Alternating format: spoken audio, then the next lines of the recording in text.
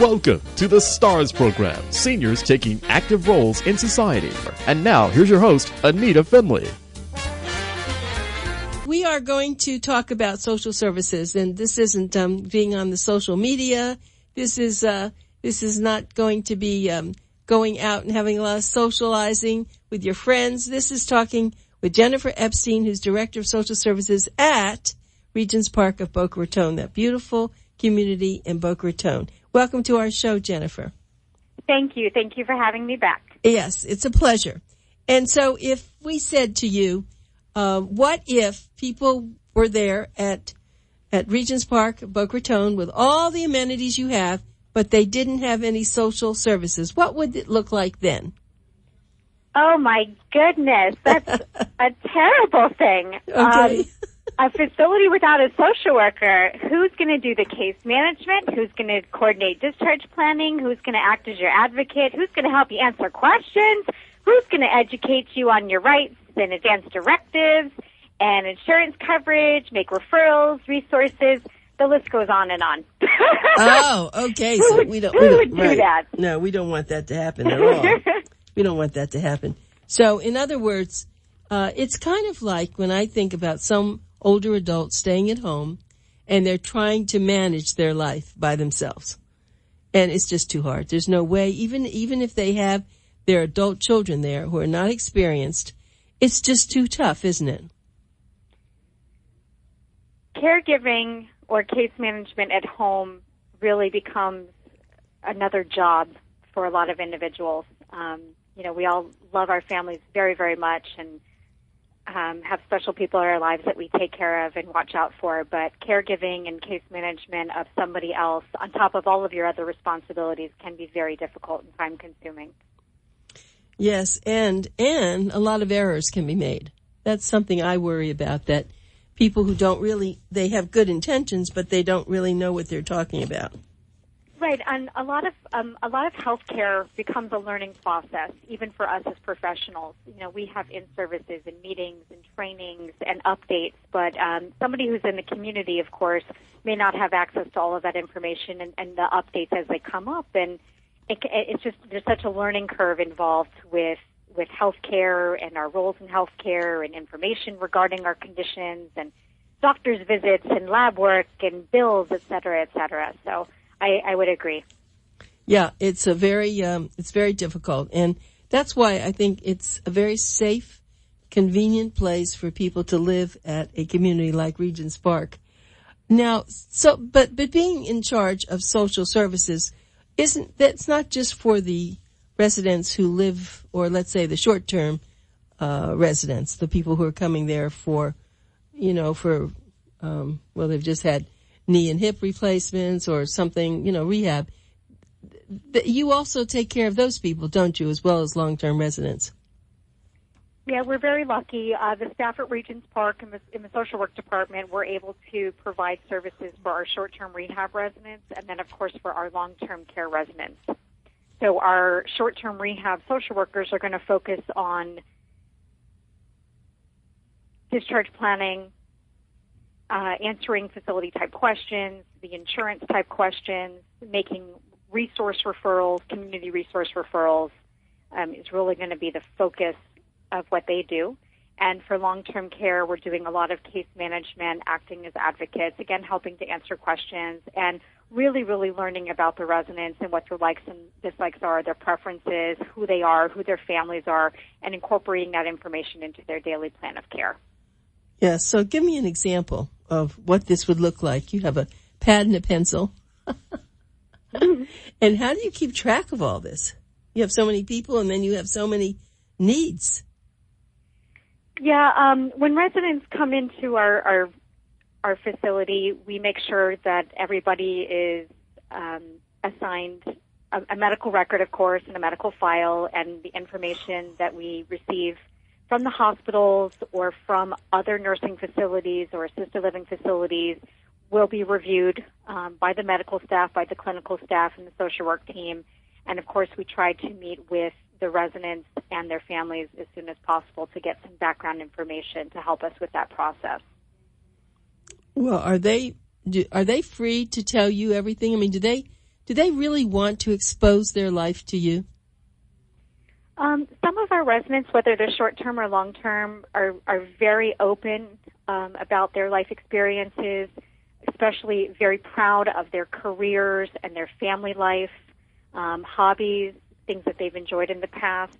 And some individuals are much more focused on rehab and the rehab process and getting better and getting out, sort of more medically related information that they feel freer to share. But we do encourage as a facility, not only through the social work department, but through nursing and activities in the rehab department, to get to know the individual and their past medical history, their social history, their functional history, so that we can, again, develop a plan of care that's more appropriate for them or on a more individualized level.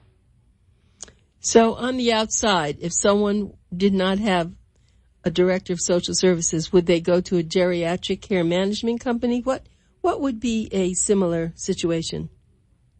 If they're living in the community Yes. and they need some additional assistance? Uh-huh.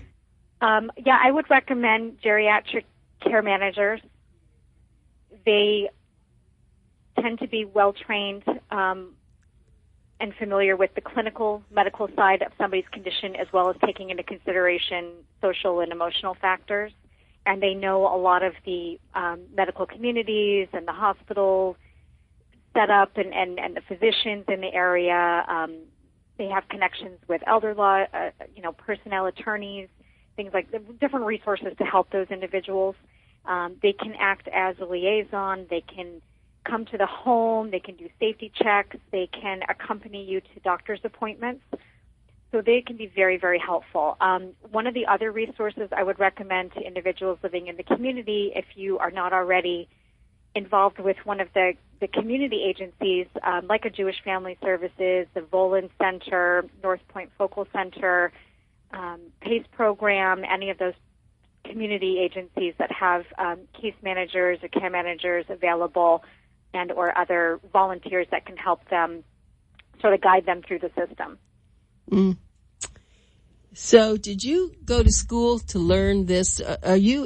Tell us your background so we know why you're so smart. I was lucky enough to get a bachelor's degree in sociology and psychology, and then I went back to school for my master's degree in social work. And then I studied for my licensing boards, and I have an LCSW, the Licensed Clinical Social Work, as well. I didn't ever think that I'd be working in a nursing facility or with our seniors. I thought I'd be working with children, but I have always felt a strong respect for and desire to help others. And I've always had a great relationship with my own grandparents and great aunts and uncles, and this just seems to be a very, very good fit for me. Yeah, sounds like it. It really does. So I guess what we have to do is to appreciate that that's one of the benefits of a retirement community such as yours of the high end. Although I guess every retirement community has to have someone that deals with this. It's just that the quality just goes higher with companies like yours. Yeah, if individuals are at home and they're looking to move someplace, like an independent living or assisted living or skilled nursing facility, your independent living and your assisted living facility communities don't necessarily have a social worker on staff. They might refer you to care managers, or they might have residential coordinators on staff, but they don't necessarily have social workers. Whereas your skilled nursing facilities are going to require that they have social workers on staff. So that's one thing to consider when you're looking at an environment. Independent living and assisted living facility are going to focus a lot on the individual, again, their likes or dislikes or preferences, what they like to do, hobbies, and provide a lot of opportunity for socialization and activity. Nursing homes are really set up and developed to help individuals who need a lot of one-on-one care, attention, or benefit from that type of attention, from more one-on-one health care or clinical care. But we also have great activity programs available, and again, try to bring in schools and groups and volunteers from the community to help maintain our individuals' interests and things that they've done in the past to help not only with the rehab process and to get them back and going, but if they are going to live in an environment like this, that, again, they can maintain their likes and dislikes and participate in activities that are enjoyable. Yes. I think that makes the difference in where someone lives, the fact that you do watch over them, you do see something that doesn't seem right, and so it's an added bonus for people who have to depend on other people. There may be people with macular degeneration or a stroke or something where they just can't, or they may have some sort of cognitive deficit, and they do need someone to help them in a nice way, though. No, you're right. We have a lot of individuals who are here because they just need a little bit of extra help. Again, like you said, if it's low vision or related to a cognitive impairment, they might be very high functioning physically, but they need assistance in other areas. The staff is very good about watching for changes to condition. If an individual, we kind of say, so-and-so is not acting like themselves today, or that isn't typical of, Mrs. Smith. We're very, very good about getting to know the daily habits and routines of our residents and noticing if there's a change. Sometimes families are not able to visit on a regular basis, and we really become sort of the eyes and ears a lot of the time. Other families are here quite often and are able to help us reassure the resident, encourage the resident, provide additional input, and really help us with their care. But sometimes the facility staff really becomes the eyes and ears for the resident and for the family, and to notice if there are any change, again, functionally, clinically, medically, and or even emotionally, socially. We watch out for that on a daily basis. Yep, I know you do. And a lot of times individuals who are living at home, although they might have caregivers coming into the home periodically, or they have family that lives nearby, sometimes they're not able to catch the subtleties, and other times families are amazing and they're able to provide us. I came in the other day, Mom usually talks to me about X, Y, and Z, and all of a sudden she's not doing that. So we use the families as partners as well to help us identify if there's change, but a lot of times the staff will pick up on just very subtle changes in our residents, and then we are able to contact the physicians or the specialists or talk amongst ourselves to see what we can do to help that resident get back to baseline. Yeah, you do. That's the one thing I think that I've heard so much, that it is a team, and everyone, they discuss each individual to see what you can do to make them have a happier life there. The staff here is really good about that. Team is definitely a word I would use. I use that for my own social work staff, but also we are very closely connected to our rehab staff. We're very closely connected to the nursing staff in this building, the dietary staff, the housekeeping staff. Social services interacts with them on a daily basis, again, to help meet the residents' needs, to help meet the family's requests and needs, and to make sure that our residents are getting good care, but on a continuum of care, so that the staff is aware of, again, preferences, likes, dislikes, changes, anything that might come up.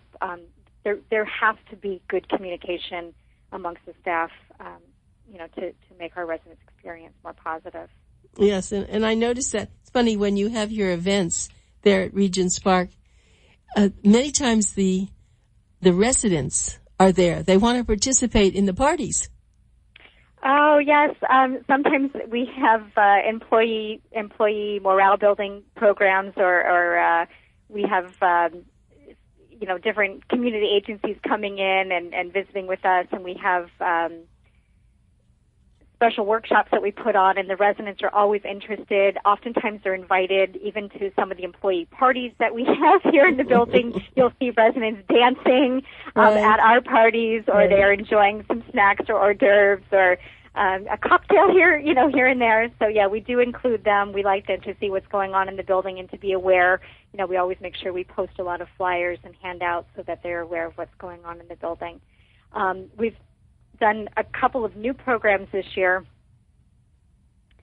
with our activities department, even though I'm not the activities director, but again, we're very involved, that are really, really exciting and really fun, not only for the residents but for the staff as well. And a lot of that can be found on the website or on YouTube. And there's videos, again, of people dressed up in costume and dancing, and the residents are enjoying different music or different guests.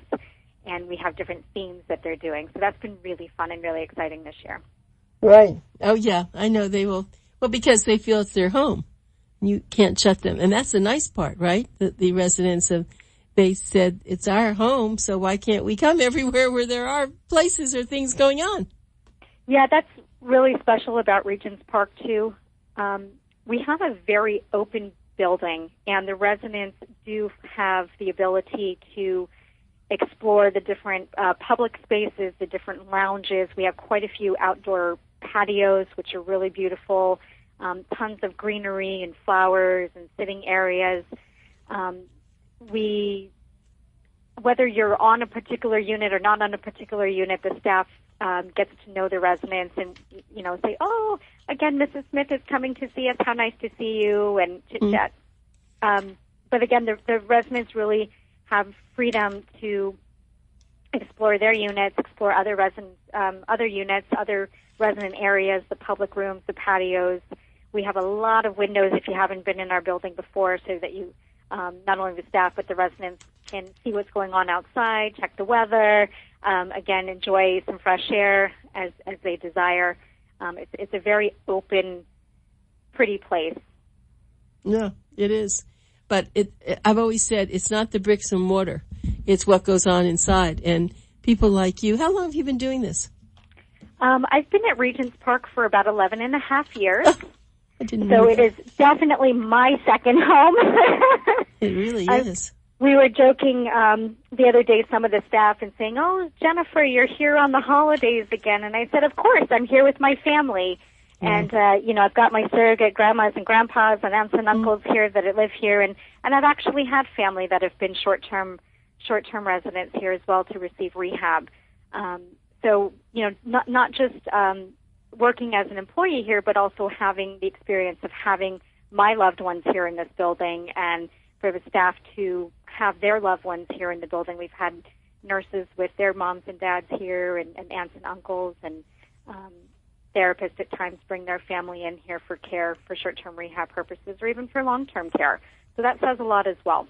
Right. Let me tell everyone again, you've been listening to Jennifer Epstein. She is very, very enthusiastic about what she does. She's the Director of Social Services over there at Regents Park Boca.com, regentsparkboca.com. You can call for a tour, which is really advised, and that way you get to see what's going on. It's call 561-483-9282, 561-483-9282, or go on their website, which is regentsparkboca.com, and you'll see what is going on. And there's an upcoming in the January issue. Jennifer wrote a column called "From Beginning to End, Look for Social Services to Be There." And if you are kind of touring around, not knowing where you want to go, I think you would be very, very pleased when you arrive at Regents Park Boca. Leslie Curtis has been I've been a great fan of hers and what she has created and what she's done here in Boca. She certainly does care about the staff as well as the residents, and that's really important, that you have to really like your staff. And it's always so happy to be able to talk to people from Regents Park Boca. The environment in itself is extraordinary. Anyone who's ever been there knows that. It's so beautiful. It's open, lots of shrubbery, lots of water, and it's very close to the town center mall. So it's something you ought to go by and see, especially if you even have a loved one you're thinking would probably fare better here than the way that they are at home.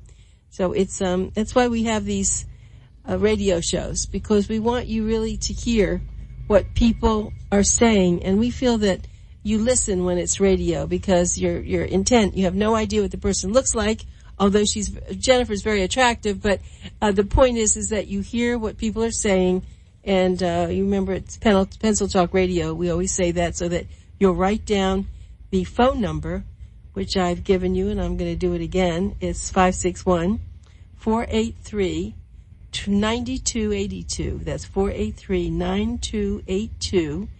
And you just go and call them and say you'd like to have a little tour. They'd probably invite you to lunch. They will really make you feel good. And that's what they do. It isn't that they're putting on any special treat for you. It's just the way that they are. So we're so happy for Jennifer to be here with us. You know, Jennifer, it's of course the holiday time, and holidays are very hard on the older adults. What do you do that's a little special? We provided a program this year for our caregivers, visitors, family members on being a caregiver at holiday time. Gary Barge from Fearless Caregiver Conference was kind enough to present that workshop to our, again, caregivers, family members, and visitors. That was really wonderful. The social work department has resources available for support groups and things to read on caregiver stress and caregivers at the holiday time as well. This building has had, I think you referenced earlier, a lot of things going on this season, a lot of decorations, a lot of parties. Our family members have been included with the residents in helping to decorate the facility. And, of course, just a general support in the building, you know, whether it's a nursing staff member or a social services staff member or activities. The staff is here to help listen and to help in any way that we can. For those individuals, again, like you said, who are looking to come to Regents Park or are interested or have never been to our facility, our admissions department is very accessible, whether you come in person or you call us ahead of time. If they are not available, we do have other staff to tour. We also have on the weekends manager on duty and nursing supervisors who are able to tour. A lot of our staff who are touring have been working here a very long time and are able to answer a lot of questions regarding the facility. Yeah, it is. Everyone is so smart and so enthusiastic, and it's really true. You know, it's like having a house with, I don't know how many bedrooms, like 100 bedrooms, and how many bathrooms. You're just living in one big community house. I said, you know, sometimes you get to feel like you're going back to college, right, or you're going to summer camp, and you're meeting all these new people for the first time, and you know, you're getting to know your roommate, and you're sitting with different people at breakfast, lunch, and dinner, and you're enjoying conversation, and you guys enjoy movies together and activities together, and all the hubbub that's going on, and it kind of, you know, maybe the first day or two you're sort of transitioning, but by the end of the experience, you know all the staff, you know all the people on your unit, you know all the people in the dining room. It's great. I mean, there's, you know, we have of course, residents and individuals who come to Regents Park whenever they need their rehab services. Not only do we have short-term rehab and long-term care, but we also have an outpatient program here too. So residents who are really satisfied and pleased with their care here, their rehab program, will come back and they ask for the same therapist again, and they know the environment and they know the team and they know what to expect, and that's another positive of our facility as well. Yeah, that's something I hadn't heard about. I guess I have, but I hadn't really focused in on it. But I think what's really, you know, think about this. You're an older adult and you live in your house or you live in your apartment and you're used to that. And all of a sudden things aren't happening exactly right. You know, you're forgetting this, or this didn't happen, or you fell, or something happened. And now that people are saying, people who love you, you need to really go where they can take care of you. And that's frightening. You can imagine, it's like, what do you mean? I don't want to go anywhere. This is where I know. And yet it's not safe. And so there's a very big switch there from one place to the other. The trauma must be horrible. I agree. It's a very significant change. It can be a major transition, a loss of personal control, and sometimes people feel, you know, I'm going to lose my rights or lose my individuality. And again, this is why we try as a team to incorporate as much as we can about your previous life and preferences in this experience here.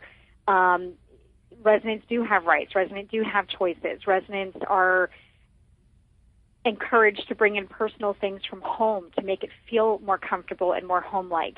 A lot of the benefits of being in a long-term care environment are that a lot of those daily stressors, like cleaning the home or doing house maintenance, paying bills, things like that, meal preparation, just laundry, just general day-to-day responsibilities that can sometimes become overwhelming, or all of a sudden that's a burden that's lifted off your shoulders when you're in a long-term care environment like this. We have staff that are going to do that for you, so that really your focus during the daytime becomes, what do I want to do during the day versus, oh my gosh, I have to do X, Y, and Z during the day. And we say that to families as well, is sometimes managing the household, again, becomes a job in itself. And when you're in a long-term care environment, or, whether it's a nursing facility, an assisted living, or independent, some of those tasks are no longer their responsibility anymore, and they can really focus on themselves. Yeah. And their care and taking care of what they want to, and again, engaging in leisure activities that they want to engage in, rather than focusing on the mundane or the chores of the household. Transportation as well, too. Oh, yeah. A lot of individuals, it's very difficult. We live in an area where public transportation is not easy to come by. And a lot of the facilities in our area, again, whether it's assisted living facility or nursing homes, even Regents Park, we have a van available to take residents to their doctor's appointments. Depending on what your insurance or your financial situation, there are other options for transportation that we can help with. And a lot of our individuals who are receiving additional funding or help from the state have access to specialized rides as well. So there's transportation, again, that can be a burden and can be a challenge, becomes easier when you're in a facility like this. Yeah, that's so true. And unfortunately, a lot of people don't really know how to evaluate a particular community. They go in and they don't really know what's right, what's not right. So it takes some real guidance. And maybe that's, I think we've probably had an article like that before, but maybe that's something to do with what do you look for? I think Leslie has written something like that, but it's very important, and I'm so glad you're there, and we thank you so much for joining us today, Jennifer, and we know that you're doing the best job that anyone could do in this field. So thanks so much. It's my pleasure, and again, if anybody is interested in touring Regents Park, please feel free to call us. Again, we're a very open, welcoming facility, and we hope that you will feel as comfortable and pleased and satisfied with our community as we do. It's in your voice, they will. The phone number is 561-483-9282, and on the web, it's Regents with an S, regentsparkboca.com. Thanks again, Jennifer. Thank you very much. All right, bye. Happy New Year. You too, bye.